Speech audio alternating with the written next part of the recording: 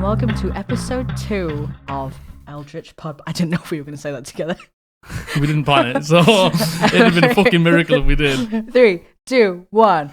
The Eldritch Podblast. You didn't say the. All right, okay, yeah. The Eldritch Podblast. We are your hosts, Margaret, and this is Jack. I'm Jack.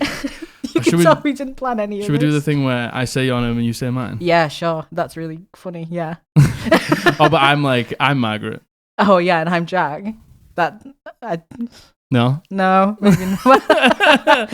Anyway, we're still figuring it out, you know? Yeah. Safe to say we're feeling a bit more comfortable this time round. Yeah. Last episode, which today is Tuesday, and we only uploaded it yesterday. Yeah. And when did we film it? We filmed it on Saturday.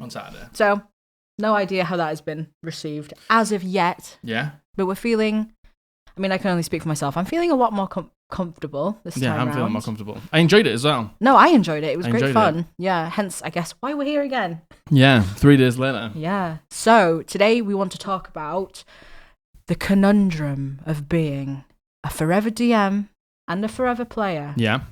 Guess who's who? I mean, I think they found out last time. But, yeah, we're going to talk about that and a little bit about what we both think of our roles and what we think of each other's roles and like how it's made each other feel accepting them roles, I guess. Yeah, definitely. And to finish off, we went back to ChatGPT, which is like an AI generator, and we decided to make some magic items. Yeah. It was pretty successful last time, I thought. Yeah, it was. With the monsters. Not perfect. No, definitely not perfect. Definitely needed some human finessing. Pretty basic. Yeah. But it was good. So we tried our hand at some magic items. Yeah. I haven't seen them yet again. Yeah, there's 2. Again, like before, there was 2. Yeah. This is where we do a shout back to the last episode. Yeah, the last episode. To know about... listen, we were editing the video yesterday on YouTube. And at the end, they give you an option to link a previous video. Errors all the way. There's nothing there. Nothing there. I got nothing left. I've got nothing left. I've got nothing left. I wonder, at the end of this one, though, we'll be able to link the other one. Yeah, finally. So that's it's only exciting. been 3 days. Yeah. So, do we want to get straight into it? Yeah. Is there anything else you'd like to mention? No. Not really any updates since Not really. last time we filmed. I mean, I'd be surprised if there was in 3 days. Yeah, we're going into... For any of you who play World of Warcraft and who are playing Dragonflight at the minute, our guild are currently going through the heroic run. Yeah. And we got up to Dathia. Yeah, 18% last time. Dathia's where we are staying. Yeah, it's probably. It's a bit of a mid-raid wall. Yeah. I think we'll get her down tonight though. Yeah, I think we'll get her down tonight too. Yeah. And then we'll move on to Broodkeeper. Yeah, Broodkeeper Diana and then Razageth. I'm not excited for Razageth. That was hard on normal. Listen, Razageth on normal. Everyone says Razageth compared to Jailer is nothing. That's a hard disagree from me. I think the problem with Jailer was just so overtuned. It's not that the mechanics were particular. The only hard mechanic was dropping the bombs in the holes. That was the only hard mechanic. A hard mechanic was also getting out of that stomp he did. The stomp? No, it wasn't. No, for me it was. I'm a hunter. So I'm notoriously... We'll let you decide what that means. That's in your opinion. But listen, I don't want to hear it. But yeah, I don't think Razageth's as hard as Jailer. Yeah. And I think Razageth was tuned far better from the get-go. Yeah. I know the race to Will First people probably wouldn't agree. Yeah. But yeah, so last 3 bosses... Definitely kill Dathia tonight. Yeah, I agree. I don't think Broodkeeper will be that high, because we basically one-banged Broodkeeper, didn't we? What, in normal? Yeah. Oh yeah, we did, to be fair. I know it's going to be a little bit harder, but I don't think that's a particularly hard fight. Yeah. But Razageth is a tough fight. Yeah. Watch us. Listen. Don't look at our logs. You don't know our player names. Hey, my logs are alright. Your logs are good. Yeah, well, don't look. But they don't know our names. This is going to go up and then see... Watch us not even enter Dathia. Anyway. Anyway, okay. We digress. So, on to the topic of Forever DM. And a forever player. And a forever player. I feel like being a forever DM is more common than... What am I trying to say here? I was going to say, is it because we've got 5 people around the table and 4 of them are forever players and 1 of them's a forever DM? I think what I'm trying to say is it's more commonly... like thrust on someone, whereas yours is a self-anointed. Yeah, mine was a choice. Yeah, you decided you wanted to be the forever DM. Yeah, and I'm sure at some point, I know that after this campaign, we'll have a small break, and I will play or just take a little bit of time to think of another campaign. Yeah. Or just because, it is a lot, like having to commit 1, potentially 2 days a week to planning. That is quite a lot of commitment. But I think where we should start is you. Oh. Because I know we sort of already just started with me, but because you tried to DM before I did. This campaign. I did try to DM. Yeah. And it was very different to how I thought it was going to be. I guess from the beginning, we've been playing D&D for about 3 years. Yeah. Maybe 3.5 years. give or take a little bit. Yeah. And before that, I was always really into reading fanfic and writing fanfic. Yeah. And like text role playing online. Mm-hmm. So I knew it was something I was going to love. And I absolutely love being a player. Hence the forever player. So I thought, yeah, why not? I'll give it a go being a DM. Because when we first started, it was one of our friends, Matthew, who is now like a long-term player in the campaigns we play. Yeah. He was the DM. And he had this notion that everyone should give it a shot. Yeah. So I thought, yeah, all right, I'll give it a shot. His notion is you become a better player after you've been a DM. Yeah, which I can respect. Yeah, no, I can see both sides of the coin of that now. Yeah. And I think now that I've had a look behind the veil, don't want to see it again. No. Don't want to see what's behind that DM curtain. What exactly anymore. about it was it that you didn't like? Well, the main thing is what you said, is the planning. And it's not that I didn't like dedicating my time to creating my world and my NPCs and the story, and you all gave me backstories that I had so much I wanted to do with. But the problem was there was too much I wanted to do. Yeah. And for my first campaign, because of the caliber of campaigns I'd played in before, our first campaign that Matthew hosted was like 1.5 years long. Yeah. And your campaign was just over a year. Just under a year. Started in September, finished in August. So it was about 11 and a half months. Yeah, so just under.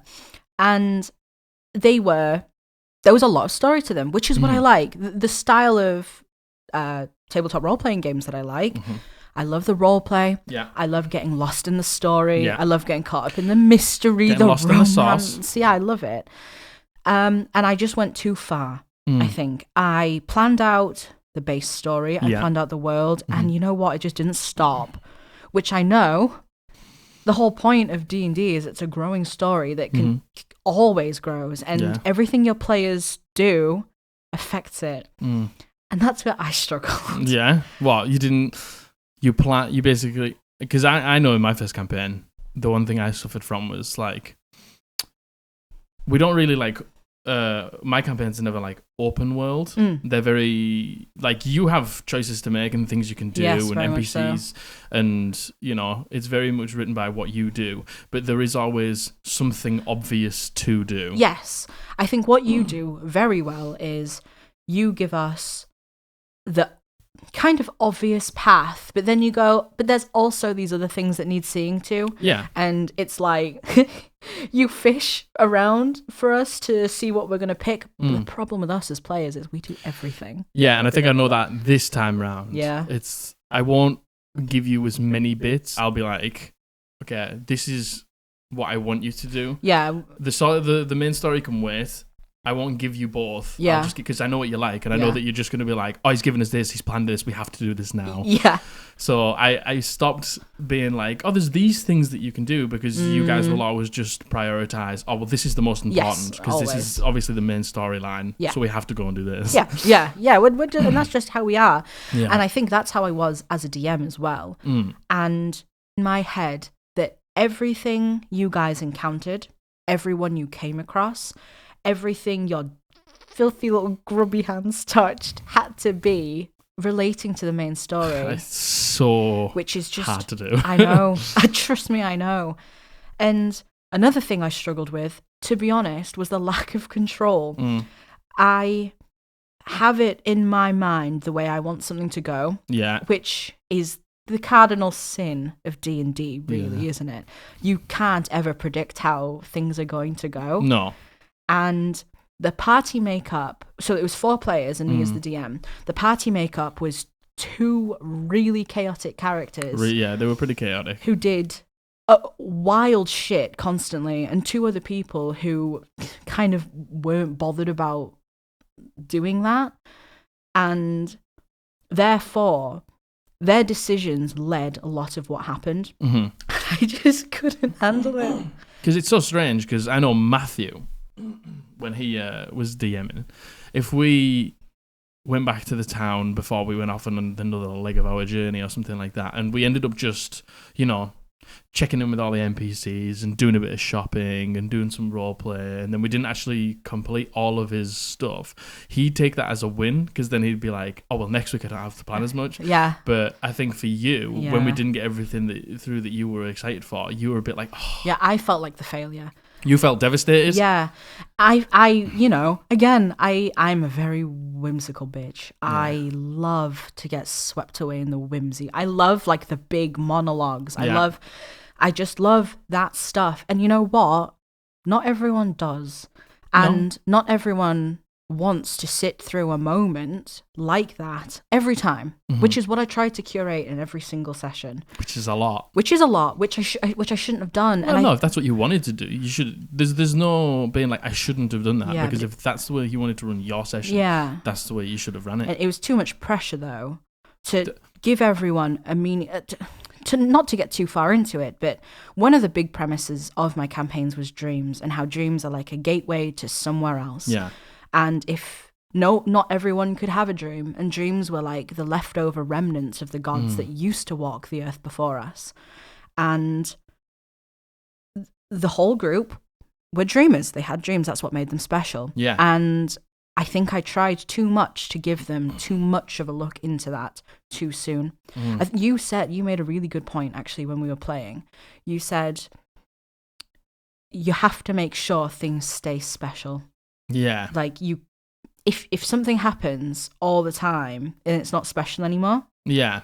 And honestly, I just had a hard time treading that line. Yeah, it is, because you want everyone to turn up and you want everyone to have a great time. Yeah. But I think in my first campaign, I think I got bogged down with that as well. It's like, if every session wasn't epic in some way, I was like, well, that was rubbish. I know, which is so stupid. Which is stupid, because, your players just want to turn up and play D&D. Exactly. And the fact that you've planned something and have something there for them, they appreciate that. We just want to, as a player, and I'm sure you, when you were a player, you just wanted to turn up. You wanted to have a good time with your friends. Yeah. You wanted to have a laugh. Yeah. You wanted to maybe have your shit rocked a little bit. Yeah, I want to get I love a fucking horrendously hard combat. As soon as things turn bad, as soon as somebody goes down in combat, as soon as it looks like I'm getting overwhelmed in combat, I'm having fun. Yeah, I agree. Another facet of it that I wasn't great with, because I process information in my own way,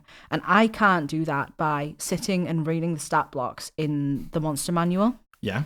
And that meant I would have to comb through loads of things, and then I would have to format them in the way that I understand. And listen. There's always that person. Tell them the truth. Go on. There's always that person who maybe only got a C in GCSE maths, right? And you're looking at that person. Me, by the way. Yes, but you could right now, if I said, what's 7 plus 8? Could you? Yeah, I couldn't do that. I can't do that. And that was... Yeah, it is at the end of the day, combat is a numbers game. Yeah. Like, you can boil it down to whatever, like, it can be beautiful and spectacular, and that they can, the descriptions and the theming can be amazing. But at the end of the day, you had to get the numbers right, or either your monsters are going to get fucking wrecked, or you're going to TPK the party. Exactly. Yeah.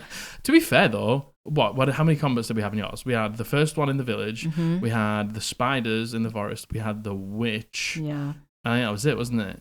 No, you also had the wolf combat. Where there was yeah, it was the last one before. A million billion wolves. And I don't think any of them were particularly easy. I think the first one was quite easy, but I think the first one should be easy. Well, this is another thing about... Because you're level 1. Yeah, this is maybe another thing about what I said earlier about the peek behind the curtain. Yeah.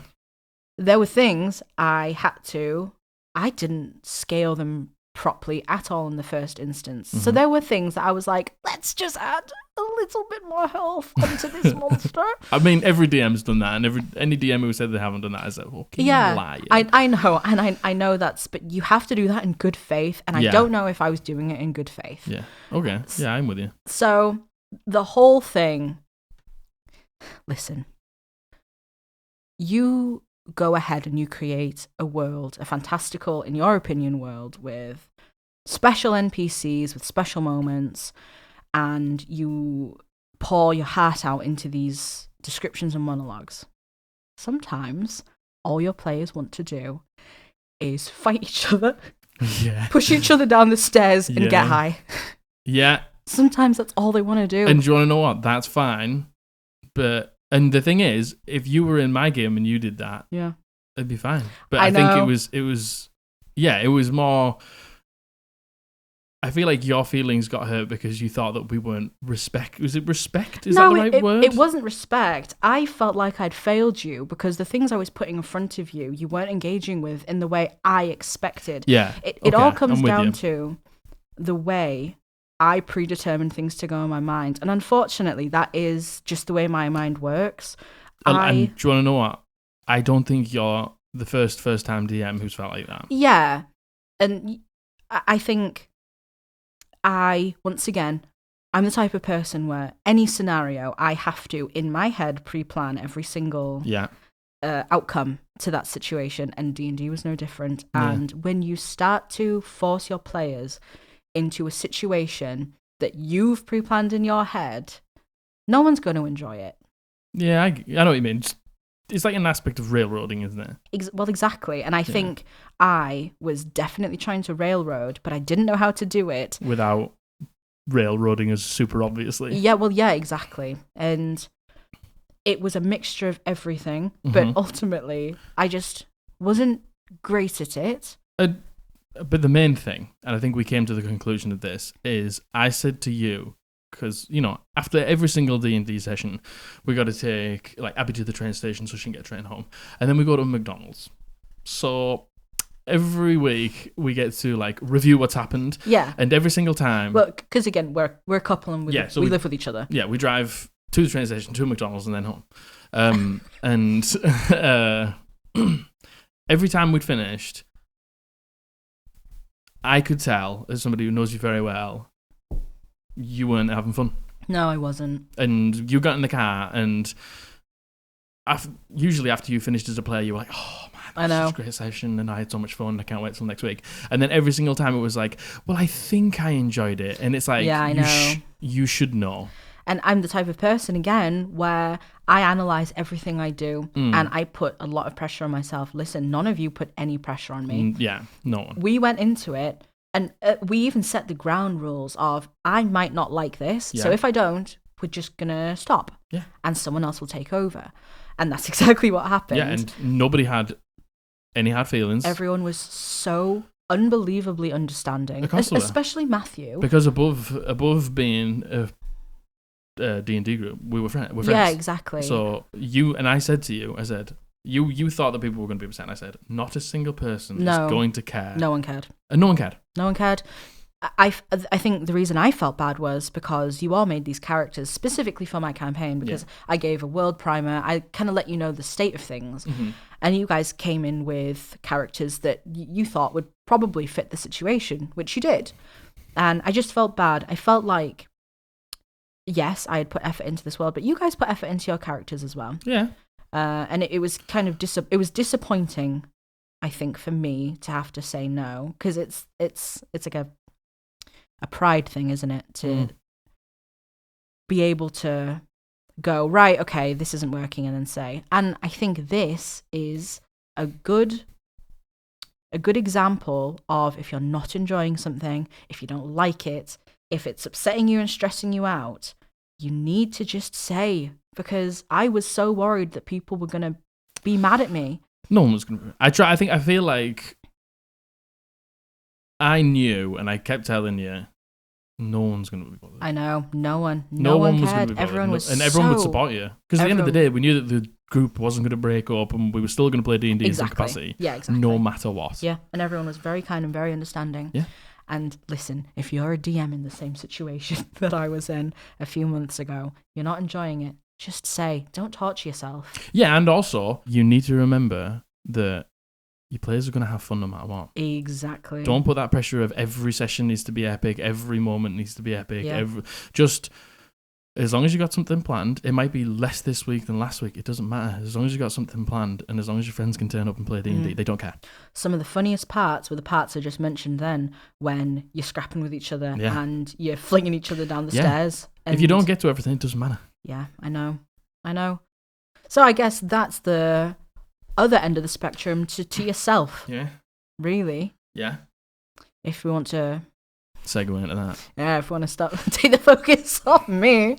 You are? Take the spyglass and put it on you. So, I guess we'll start with, we played our first campaign. Yeah. And we were so desperate to play more D&D. Desperate. We were joining groups on Facebook. We tried numerous groups and they didn't work out. Not for any other reason than it just wasn't our brand of D&D. Yeah. That one that we played was awesome. It was hardcore, but I think it was just too hardcore for me and you. And the people we played with were awesome. They were awesome, yeah. It just wasn't our game style. And I don't think at that point we realised we had a game style. Yeah.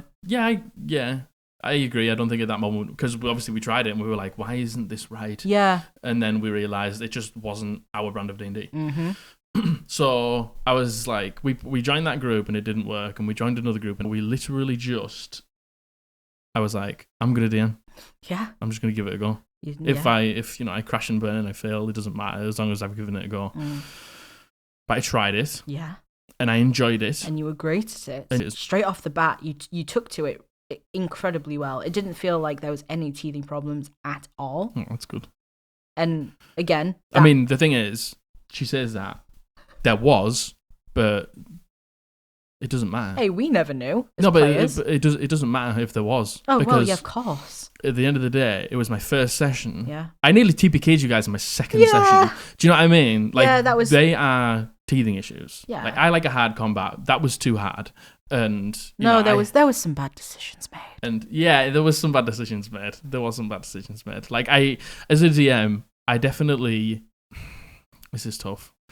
As a DM, I expect my players to use everything in their arsenal. Yep. And you didn't. And his players have no brains. No, you do. But this time we share one brain cell between the four of us. No, that's a lie. You're all very good players. There's some that are more tactical than others. Yeah, there's some that are not me. But there's some that are stronger role players. I would say that you're probably one of the strongest role players in the group. Thank you. And like our Josh, he is a little bit quieter on the roleplay side. He still roleplays extensively, more than most people would, but he is also a fucking combat master. He's been playing for 2 years, and he's definitely picked up combat. He is quite often the MVP of the game. Yeah. He comes up with the most batshit fucking crazy stuff ever, and it works. Yeah. And he's so tactical. He's the guy in the group who has to remind all of us to engage the brain cell. Yeah. You know that magic item that you got? Maybe you might use it right here. Yeah. You know that ability that you got last level? Maybe you should use it right here. Yep. And he doesn't do it in like a metagamey way. He's like, Margaret, what about if you did this? Wink. But you need that guy. Yeah, I agree. You need that guy in the group. You do. Just like you need you in the group. Every session, you're the first person to... Because we like to do voices, and there's groups that don't, and that's fine. But Margaret is always the first one in the voice. It's you or Matthew. It's me or Matthew. One in the voice, and he's the first one like chatting shit to each other.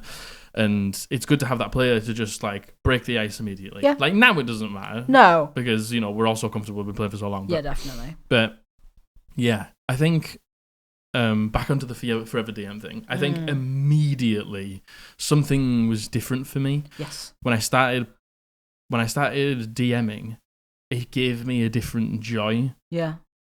it's not that I didn't get as a player, but it was few and far between moments as a player. Yeah. Where I was like, oh, this was such a great. But every time I sit down as a DM and I play, I get more joy than when I was a player. Yeah. There's some weeks where I can't be asked. Yeah. And there's some weeks where it's a bit more of a chore. Yes. Naturally. But I would say 95% of the time, I have a better time. Yeah, I agree. As your partner who's played D&D with you the whole time, 100%. The difference between you as a DM compared to you as a player. And I mean, when you were the player in mine, so chronologically, it went, you were a player, a DM, then a player, then a DM again. Yes. Currently, you are now a DM again. Yeah. And it's not that you didn't enjoy playing. I feel like it just scratches a different itch. It does, yeah. And I got a lot of, I don't know. I've just got so many ideas all the time. Yeah. And like in my life, I think I need something to be creative. Definitely. I used to be in a band. I used to write a lot of music. And then, I grew up and got a fucking mortgage and got a real job. Got a fucking sad capitalist life. Yep. And got bills to pay, baby. And then those things just sort of went to the side, and it always felt like there was something missing. And the moment that I started DMing, there is an aspect of like putting on a show. There's a lot of times where you're sitting there and allowing the game to just happen. Listening to us gab on. Yeah, but those times are great as well. Yeah. Like, you need both. And when those moments happened, and like I was describing a scene, or like this thing happened, or this plot point revealed, it scratched that itch. Yeah. That like getting on stage and performing with my band did the same thing. Yeah, and I can tell, definitely. Yeah. And yeah, I think in the first campaign, maybe I like tried to do too many of those moments. Maybe it wasn't even to give it to you. Maybe it was to give it to myself. Maybe it was to scratch that itch every week. Yeah, there's an element of you have to do it because you enjoy it. Yeah, you have to. And if you're not enjoying it, there's no point in doing it. Yeah, and that applies to everything in life, apart from the 9-to-5 job. But you have to enjoy it. Yeah. And you have to do it for yourself. Yeah, and I think there is an element of me DMing is doing it for myself. Of course it is. As well as doing it for you, because I want you to have a great time, and I want you to experience the story that I've gone over 6 bajillion times in my head, then I need to get out somehow. But also it's I get to perform in a way. Yeah. And I don't think there's anything, like there's people who would fucking hate for the pressure to be on them. Me. Yeah, but I think I like that. And, I've also got a really respective group. And, if I fuck something up law-wise, or if I fuck something up mechanical-wise, like, you guys don't shit on me. Well, and then... First of all, no one, maybe apart from me, would notice. Yeah. Law-wise, you. Definitely. Because I am the chief note taker. Yeah, and I would fucking respect that. I'm that crazy bitch. That meme of this is, oh god, you guys are gonna crucify me if I get this wrong. It's Charlie from Parks and Rec, and he's got the board, and he's like, it's not Charlie from Parks, it's Charlie from It's Always Sunny. Oh, whatever. Oh, the same Parks thing. People are gonna fucking crucify you now. So sorry. Get it right. Oh god, I'm so sorry, but that's me. I'm that bitch who, and again, this goes back to why I prefer being a player. Yeah. I like to be embroiled in the mystery. Yeah. I like to be told something, and I like that one brain cell to be working overtime and to, not just jump, to leap, run, fly to a conclusion. Yeah. And obviously, as a DM, you don't get that. No. As a DM, you know all the You're things. the conclusion. You're the conclusion, and you listen. Don't like being the conclusion. In my first campaign, there was basically I didn't have a big bad. I had a concept of what the big bad was like trying to do, and the idea of what they had been through and things like that, and the reasons why they were the bad person. But I mentioned an NPC that had something to do with Matthew's backstory quite early on. Once. You mentioned the name once. I mentioned that character's name once, and Margaret wouldn't let it go. I could not let it go. But it couldn't let it go to the point of like, you know, it got brought up now and then. Every session, you were like, who the fuck is this guy? Yeah. Why did you say it? Yeah. You said it for a reason. I did. I know you, and I know that you would never say something like that without a reason. And then it got to the point where, because I was once again leaping to these conclusions, I would be like, is this, his name was Gended Hoon. Yeah. It would be, is this related to Gended Hoon? Gended Hoon. And then because I'd said it so much, the whole group was like, this guy, this Gended Hoon guy just keeps coming up. He just keeps being brought up. Everywhere. There's just every NPC, everything we find, it's all linked back to... No. I hadn't mentioned him, apart from that one time. It was I mentioned all him me. Once. I gaslit our whole group. The whole party was like, man, he just keeps coming up. Brought up. So basically, I made him the bad guy. I made him the big bad guy in the end. And, you know, it felt... But that good. was great. It felt good for you, didn't it? Yeah, having that at the end, having the reveal that it was Gended Hoon. Yeah. I think we all shit ourselves at the table. It was good because it felt like you'd figured something out. And Yeah. I wasn't married to whoever the bad guy was going to be. And I think that's why you excel as being a DM, because you're not married to the idea of this is going to go this way, which is the exact problem I had. My exact problem was it's going to go this way, and if it doesn't go this way, then I'm a failure. I'm gonna get really fucking mad. Exactly. Yeah. Had I have done that, had I heard you guys go, oh, it's Gended Hoon, and I was like, oh, maybe he could be the bad guy, I would have felt like a failure because I didn't come up with that idea myself. Right, yeah. Okay, I understand that as well. Which is so fucking stupid. Yeah, but it's not. It's not stupid at all. It's rational. I think, you know, having an idea of what you want, and I think, you know, if you really picked my last campaign apart, there was probably a little bit of inconsistency here and there because I was so okay with making it fit. But that's why it was fun. I think that's why it ended up being fun, though. That's why we enjoyed it so much. We felt like we had really made a impact on your world, and we really felt like we were in your world. Yeah. Doesn't help that my character Willow, who was also a druid. Yeah, Margaret. Listen. I think next character you're gonna actually try and play something that's not a druid. Who knows? Listen, you can flavor a druid in so many different ways. You can flavor a druid in 46,000 different ways. Exactly. And it's probably the most versatile character in the game. Yeah. And I love the druid. So it doesn't help that also Willow, who was my druid, was potentially my favorite character I've ever created. Yeah. So, but... I mean, how many have you created, really? Like 3? Well, more than 3, but we don't talk about that. Yeah. But, yeah. So I think to conclude the topic of being the forever DM and the forever player, I think I'm happy being the forever DM. Yes. And there might be a moment where I'm not happy being the forever DM, but I think everyone would understand that. Things can change. Yeah. Like, your opinion and how you feel about things can change. Yeah. And everyone will understand that. Yeah. Once again, we are in a group.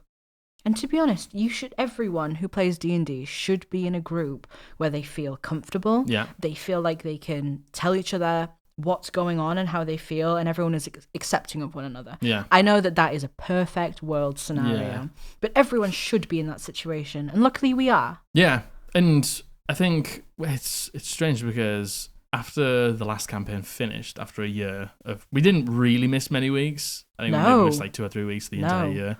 So again, we're lucky in that regard. Yeah. I was like, okay, I'm going to take a little bit of time away.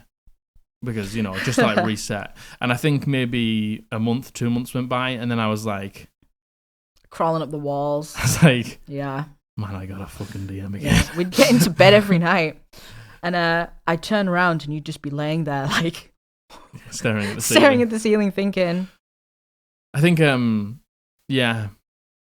I'll always need a little break to like reset, just reset. Yeah. But I think if it keeps going like this, because we consume a lot of like fantasy media. Yes. In a lot of different ways. TV, show, film, game, whatever. Yeah. And I don't know why, but as soon as I can't just look at something and be like, okay, that was cool. I have to be like, how could I adapt that to make a D&D campaign? Yeah, that's because D&D is one of your biggest hobbies. Yeah. That's because it is your biggest hobby and the thing you enjoy the most. Yeah.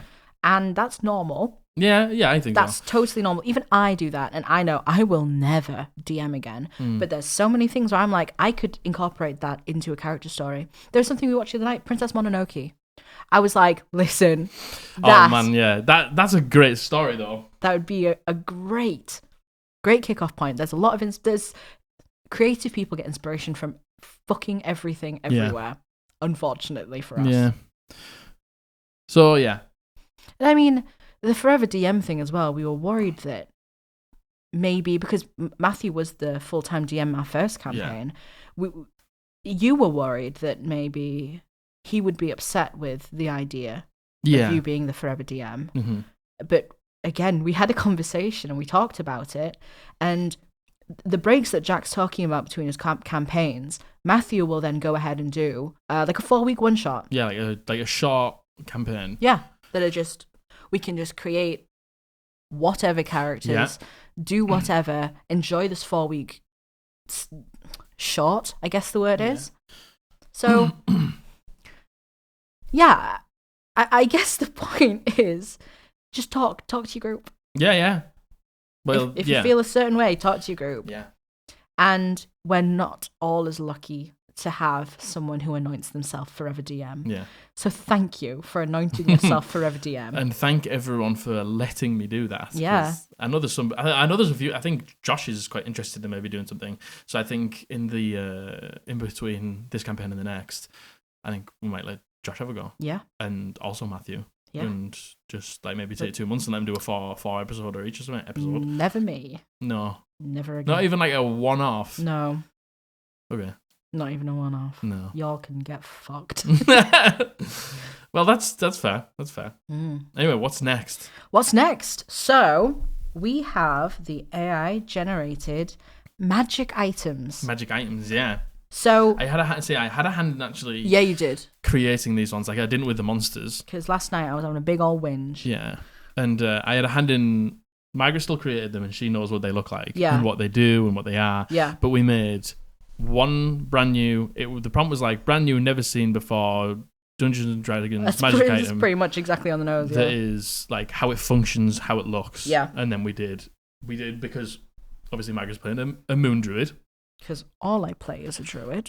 Is a brand new, never seen before magic item for a moon druid to see how it handled that. We kindly did that because any information I get given, apart from the class I'm playing right now, gone. Yeah, we tried to do one for a monk, and Margaret was like, Is this right? Is this good? Is this wisdom?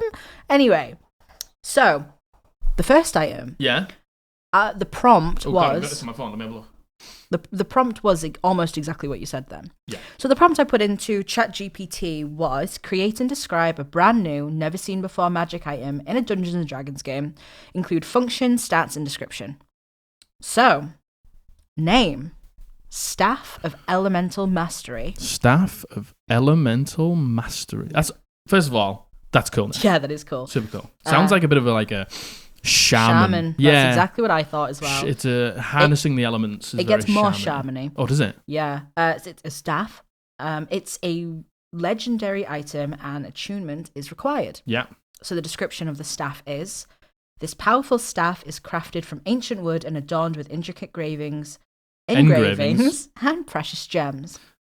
Carved with intricate gravy. Yeah, intricate gravy.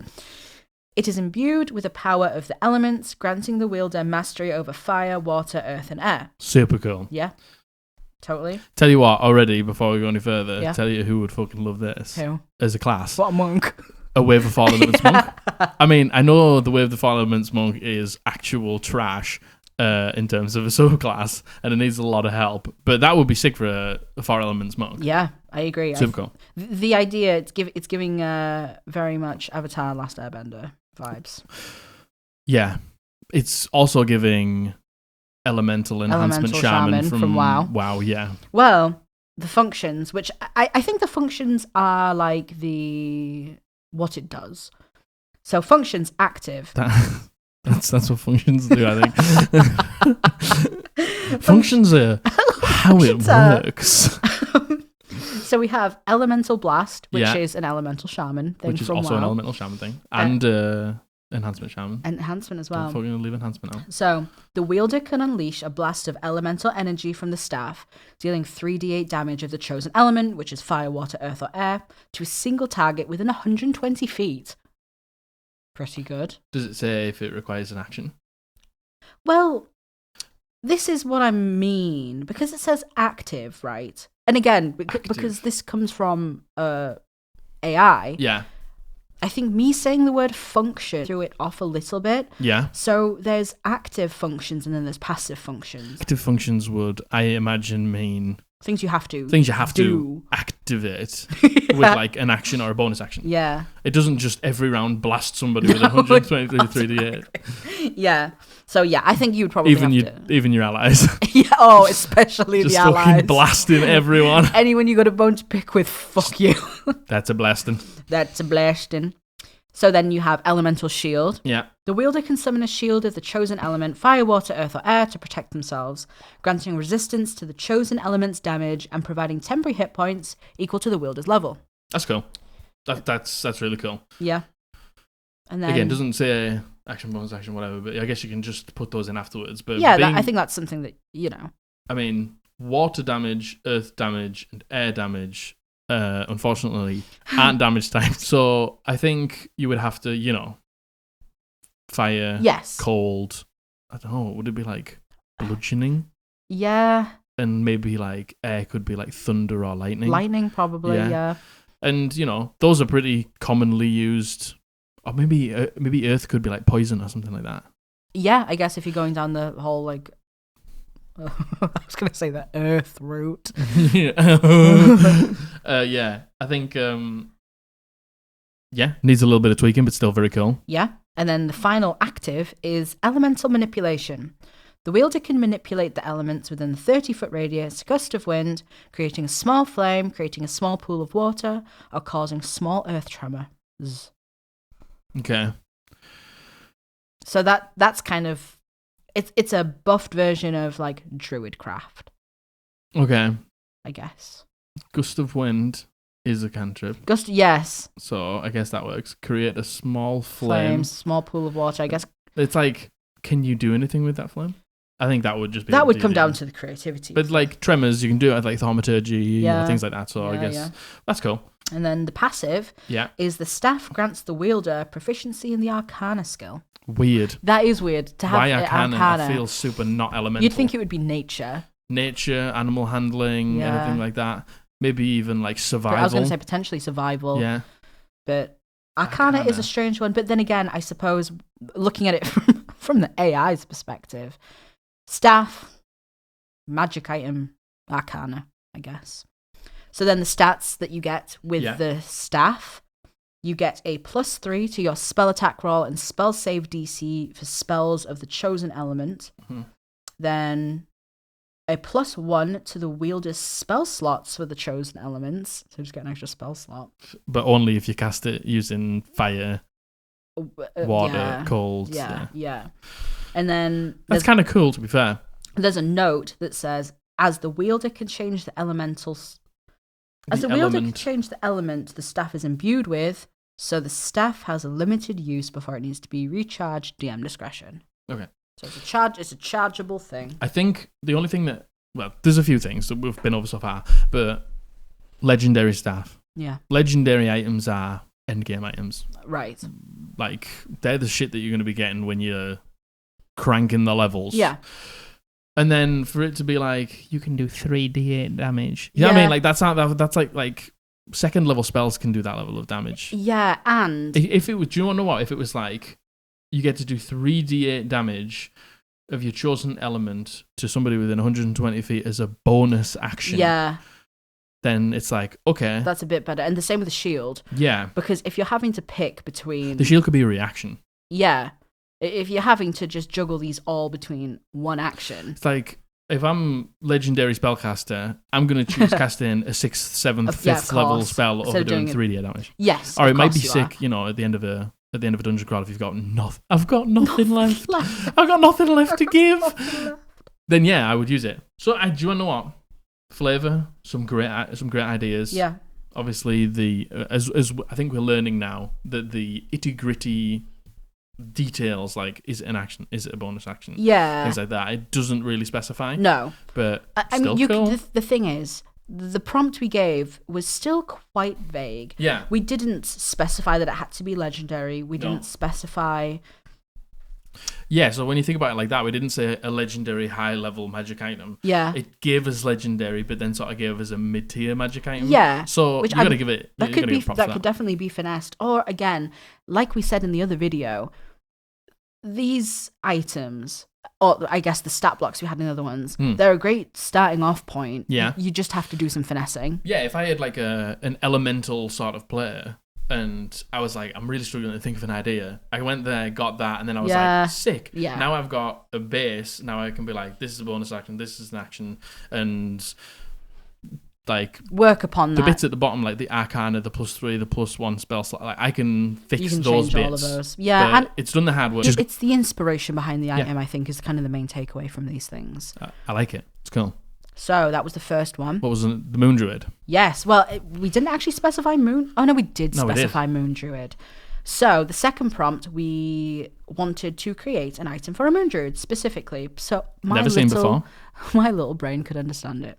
So the prompt we gave was... I forgot what the prompt was. Create and describe an amazing, brand new, never seen before magic item in a Dungeons and Dragons game, specifically spelt wrong for a Circle of the Moon Druid. What did you spell wrong? I spelled specifically wrong. Spell it. I'm out in you right now. Spell it. Spell it how you spell it. Hey, anyway. No, spell it how you spell it. SPESIFICALY. Boom! Burn me. Do you know what? I couldn't even tell you what you spelled wrong there. You know, I couldn't even tell you where you got it wrong. I was like, you're not Sounds good to me. Yeah, great. Signed off. Signature great. and everything. Great. So, the name of the item is the Celestial Moonblade. Sick. Fucking sick as fuck. Already sick. Item type is a scimitar. Very fitting. Once again, it's legendary and attunement is required. I mean, I'd be surprised if you got a legendary item that didn't really need attunement. Just got hordes of legendary non-attunement items. Yes, that's what we want. So the scimitar is crafted from pure silver and adorned with intricate engravings of celestial bodies. It is imbued with the power of the moon. The blade glows with a soft silver light, illuminating the darkness and providing a guiding light for the wielder. The hilt is shaped like the crescent moon and is wrapped in dark blue leather. What does that remind you of? Sting. Oh, Sting? Sting? not the dude. The singer from was he in the Police? It's Sting. Message in a bar. God, I'm going to look like such a noob if this is wrong. Sting from Lord of the Rings. Yeah. Yeah. But you just said Sting. Yeah. But yeah, Sting, the blade that Frodo has. No, Sting the singer. Sting. No, I meant the singer. I meant the fucking singer. That's the one that lights up when the goblins are on. Yeah, so actually, it's really, it's not. First of all, it's not a scimitar. I had no right. I'm pretty sure it's a short sword. Anyway, we digress. We just talk about. Do you know what that reminds me of? What? Any other magic item that's a blade in fantasy setting, and it's got a little light on it. Okay. Well, okay. Maybe not so Sting-like. Do you want to hear the functions? I do, yeah. So, function, lunar transformation. The wielder can use an action to transform into a celestial wolf, gaining temporary hit points equal to the wielder's level plus the wielder's proficiency bonus. In this form, the wielder's speed is increased by 20 feet and they gain advantage on perception checks. Okay. Pretty cool. Pretty cool. It doesn't state... Do you take on a stat block, or do you just have the same health that you had when you went in? I don't know. And I mean, the only thing it gives you is 20-foot speed. I mean, you increase your speed. Yeah, I know, it doesn't take you down to 20. You're a wolf, and you're slower than you're crippled. Us bipedals. Into a celestial wolf, gaining temporary hit points. So I imagine I feel like this is it. Yeah, it's on top of what you already have. So, because you gain temporary hit points. Oh, yeah. So it would be... It says your speed increases by 20 feet. Yeah. So say you got 100 hit points, you'd gain your level proficiency bonus, which is pretty good. Don't ask me to do the math on that. But also, can you cast spells in this form? Can you use your weapons in this form? The fact that it's a scimitar and then they're like, turn into a wolf. Or maybe it's just for like out of combat reasons and you want to go real fast. Oh, shit. Maybe. Yeah. So then you also have Lunar Strike. Okay. The wielder can use an action to imbue the blade with lunar energy, causing the next successful hit to deal an additional 2d8 radiant damage and stunning the target for 1 round. Okay. That's awesome. That's pretty cool. That's really cool. Again, the 2d8 probably needs a bit of finagling if it's a legendary item. You would need to be playing like a relatively close combat druid. Who's not in an animal form. Yeah, because you can't play this as a moon druid. Well, you could use it as a moon druid, but... Yeah. You would have to go up, stun him, then bonus action into the bear. And usually, it doesn't state, but usually stun works till the end of your next go. Like, that's what the monk's stun and strike works as. Right. Because then you get to benefit. Pretty sure. I might be wrong. Call me out if I'm wrong. You could have said anything there, and I would have been like, yep. I mean... You could be like, it's Sting. I would have... That's what Sting does. That's what Frodo does with Sting. Right, yeah. With the guy from the police. And I would have sat here and nodded my head. Causing the next successful hit to deal 2d8 radiant damage. Nice. Stunning target. And stun the target for 1 round. For 1 round. I mean, it doesn't say that, does it? Just say that for 1 round. Sorry. Okay. It doesn't. You could just be like, yeah, until the end of your next go, or until the end of their next go, or until the beginning of your next go. Yeah. So then the passive. No, Monks doesn't work like that. Monks works until the end. Nah, I don't know. I'm going to stop talking because I don't know. Again, you could have said anything. Passive. The wielder can add their wisdom modifier to damage dealt by the blade. Cool. And then the wielder gains resistance to necrotic damage. Cool. They get a +3 to attack and damage rolls made with the blade. Yep. And +1 to the wielder's spell slots for spells of the druid spell list. Yeah. That's cool. Yeah. Yeah. And then they have caveats to this, saying the lunar transformation ability can be used once per day, and the lunar strike ability can be used once per short rest. So you can't constantly... See, I would... be stinging and stunning. You know? Like, the thing is... Tell you who would... like, it's not great for a moon druid. It's not great for a moon druid, no. Because obviously you want to get in bear form and fuck shit up. Or you want to get in whatever form, element form and fuck shit up. I forgot that we specifically said Circle of the Moon Druid, to be honest. This would be, tell you what this would be great for. A spores druid. Yeah. It's usually built for being quite up close. Yeah. I think this would be good for a number of melee fighters. Yeah. To be honest. Yeah, not just a druid. It would be, but if you're talking about the druid, they're the sort of druids that you would want. But this would be great for a Twilight Cleric. That would be cool. A Celestial Moonblade. This would be great for a cleric. Yeah. Someone who casts spells but can also be up close. Fuck shit up, yeah. It's not like a not like a great sword for a barbarian. You would like it to do maybe a bit more damage or something like that. Yeah. But and again, the whole it's once per long rest, etc. I think that's something that would probably have to change as well. The wild shape thing on there is super not specific, which is not very helpful. But yeah. But you know what? I think the AI obviously was like, right, druids. What do druids? Wild shape. They mentioned the moon. Yeah. Wolves the moon. Wolves howl at the moon. Yeah. Wolves. But pretty good. Yeah. Yeah. I like it. I think I like them more than the monsters. Oh, you like them more than the monsters? Yeah, I think I like them more. I think they're better than the monsters. Yeah, I think magic items are harder to... like a monster, you create it, you do it at the session, it dies, it's gone. Do you know what I mean? Like, if it's shit, it doesn't matter because you just never use it again. Fleeting moment, But it's a magic item. You give it to a player, they're going to have it for potentially the whole campaign or a large chunk of the campaign. Yeah. So, I think they were better quality-wise. Yeah, They need some fine-tuning, but they're good. And I wonder how much fine-tuning you could do within the AI. Do you know what I mean? Yeah. How much fine-tuning could you really put? Yeah. Again, our prompts are like, less than 20 words? Yeah. Oh, the prompts were minimal, so the fact that what it did was impressive. Minimal? Spelt wrong. Minimal spelt wrong. Spelt wrong.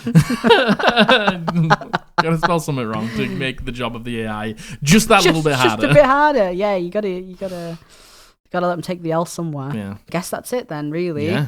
We went through the DM, Forever Player. Yeah. Went through our magic items. Mm. And I guess that is where we're going to leave you. Yeah. Awesome. Well, thank you so much for joining us for our second episode. Hopefully, at the end of this video, you'll get the card of the first video, so it doesn't look so barren around here. Because we're YouTubers now, and we understand how that works. Yes, I understand the website of the videos. Yes, I do. Sick. But thank you so much for joining us. Yeah. If you would like to keep up with us, we actually made some social medias. Yeah. We have all of the above. Our TikTok is currently conjoined, like a nasty little twin, to our business page. Yeah.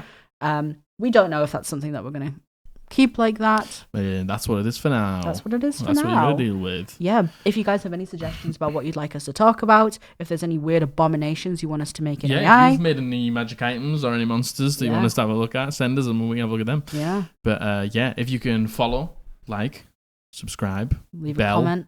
Bell. All that shit that YouTubers ask you to do. Yeah.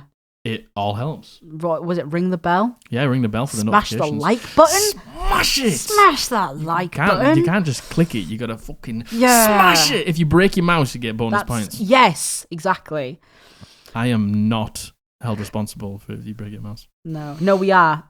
Invoice us. Don't do that. But anyway, thank you very much. Thank you very much. We have been the Eldritch Podblast. We'll see you on Monday. Yeah, see you next time. Bye.